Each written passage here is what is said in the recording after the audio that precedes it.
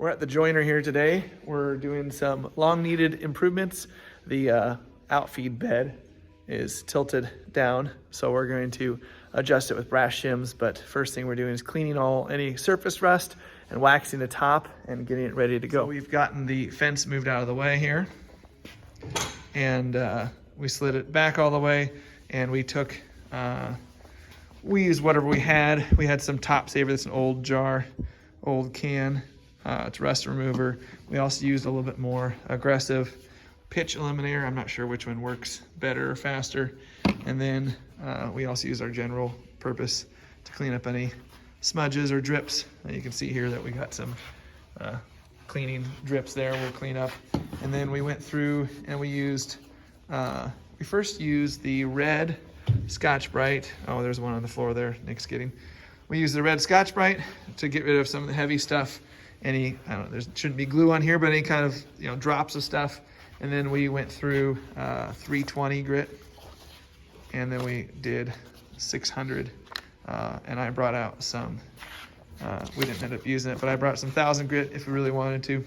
And just wrapped it around a wood block and blocked out the surface. And now we've just applied wax. We typically use a wax that has carnauba in it. And you apply the wax first and let it dry and haze over, and then buff it out, and then you take a clean rag and you remove the haze. So now we're gonna get into adjusting the tool. So we did our checking with our straight edge here, and at the middle here, it doesn't touch. And we're good there. If you come over here though, there's just a slight gap. And if we move the fence backwards, I won't do it now, but if you move the fence backwards, there's even more of a gap back here. So we believe that this table is tilted down and away. So what we're aiming to do is to put a shim in here. And the first step we're going to do is to loosen the gibs and allow some movement so we can shove a shim in there. So we've put our straight edge along here, and mind you, we've already cleaned the the edge that we were using. We took a fine grit and made sure there was no dings and dips. And we have a feeler gauge here, and we're going to check in the middle. So on the right side, the feeler gauge, I believe it's either 1/1000th or 1/1000th or 5 10,000ths.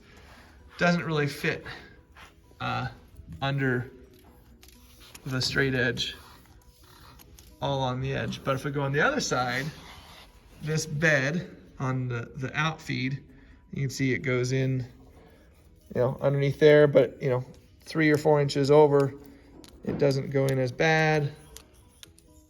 So our conclusion is, and if he goes out there, yep. So it's hit and miss.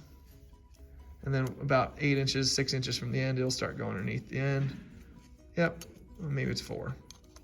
So our conclusion is this bed is not flat this way, so to speak, over here.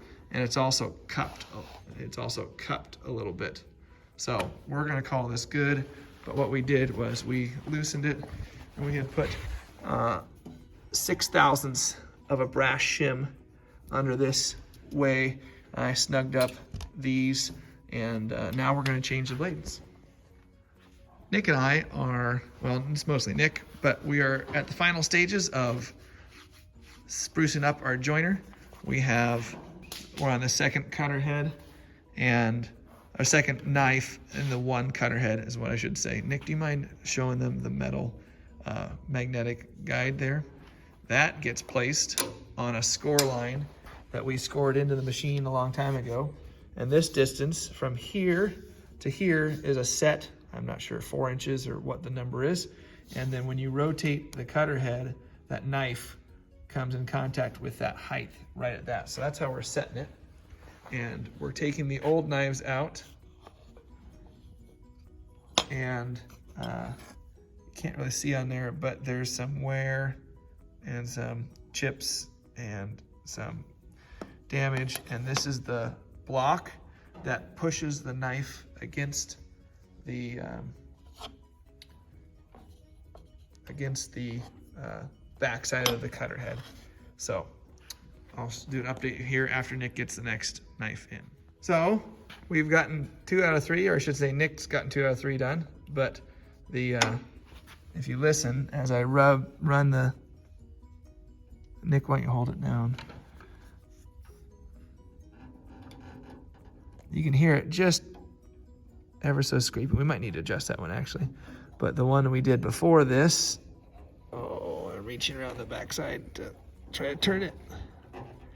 This one hasn't been done, so you can see how, I wouldn't say nasty, but how much dirt and grime, and I think that's some of the cleaning stuff. But the one we've done before was,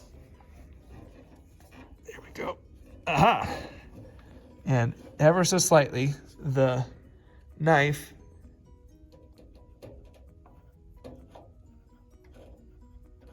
let me try to get my hands so they don't squeak. I don't know if you can hear that sound, but it like rubs on the paint of the setting gauge. So that's how we're setting it. And we know that when this cutter head comes up to its angle, it's at its highest point right there. That's what the lines are for. So we'll finish the other ones tomorrow. Nick had a great idea. He put a Sharpie on the knife so we know when it's done. And then we'll move on to the third one tomorrow, and then we'll be set.